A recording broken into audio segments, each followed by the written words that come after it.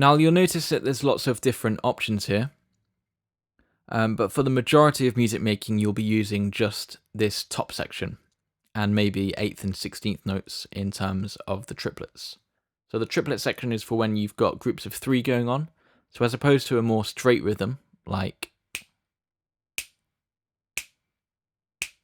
you might have triplets, groups of 3 in there.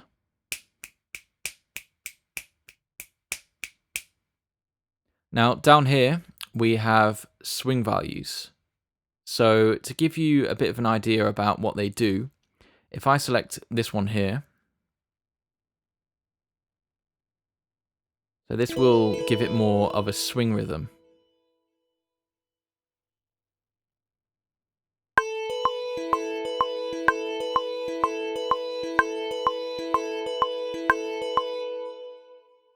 And what these letters in the menu do is essentially accentuate the level of swing, so make the swing more prominent or noticeable.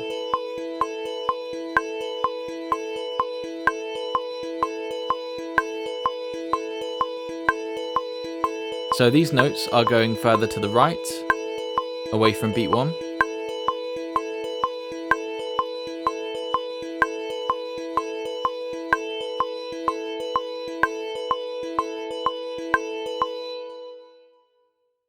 So moving on to the next section in the menu.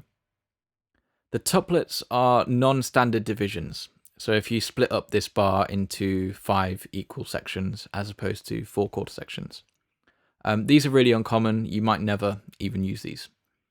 It looks like there's a lot, but as I said before, for the majority of music making, you'll be using just this top section and maybe dipping into the triplet section.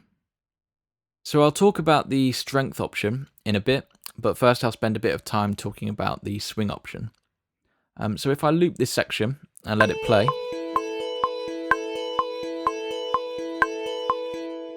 it's sounding straight timing wise. And then here it is with the swing slider at 100.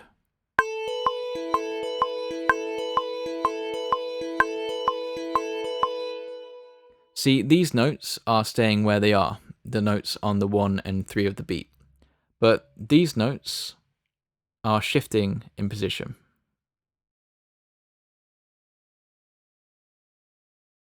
Now in terms of what swing is in theory, that's maybe for another video, but here's an example of how you can use that slider. So this still works on its own in terms of timing, it's just in what we call a swing rhythm. For this particular piece, I actually want it played really straight, so I'm going to keep it at 0, but that's another tool at your disposal, should you want to use it. So the strength option. The strength slider essentially controls how strong or weak you want the quantizing to be.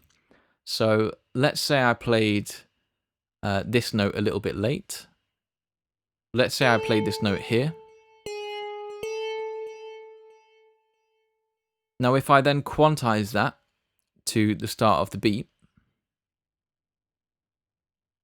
because strength is all the way to 100, it will quantize the note perfectly. If I had strength on 0, that wouldn't do anything. I've essentially turned off the quantize feature there. But look what happens when I gradually bring up the strength slider. It gradually gets closer to the line. Now, I quantized this first bar before, and it's quantized to a strength of 100.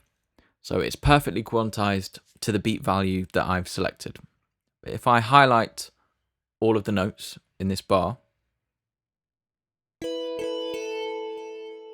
and then put the strength slider the other way, so the strength of the quantization is affected. And you might be wondering, well, why would I want it any less than 100%? Why is this even an option? If I'm going to quantize something, I want it to be fully fixed, not just mostly fixed. And the answer to that is human feel. So as I touched upon briefly in a previous video, as humans, we're not going to play 100% accurately 100% of the time. A robot could do that, or some kind of automated instrument, for example. But sometimes in making something absolutely perfectly in time, you can make music sound quite robotic and lifeless. So the nuances of human feel and human touch when something is played, even though every note might not explicitly be right on the correct beats, can actually sound generally more appealing to us. So in some sense, when you fix every single tiny, minute little error in someone's playing, you can take some of the soul and feel out of it. So a robotically perfectly timed piece of music might actually not sound as good. It can sound a bit lifeless. And Logic knows this, so that's why they give you this option. And I might just take a little bit of the strength off. So I'm fixing the slight errors in timing to a certain point. However, I'm not completely fixing it, so I can keep a little bit of that human nuance. Still aim to play it in time. Quantizing can be seen as a bit of a safety net to fine-tune any small errors that might need to be corrected. I think if you're more of a musician, you should generally aim for good timing in the first instance, without necessarily relying on quantization. But know that it's there, it's a tool that you can use, should you need it. And with music editing in general, remember the better it is straight out of the gate, the less tweaking you'll have to do later. I think if you're more of a producer, you might not be so bothered with inputting instrumentation super accurately in terms of timing when you go to play something in quickly.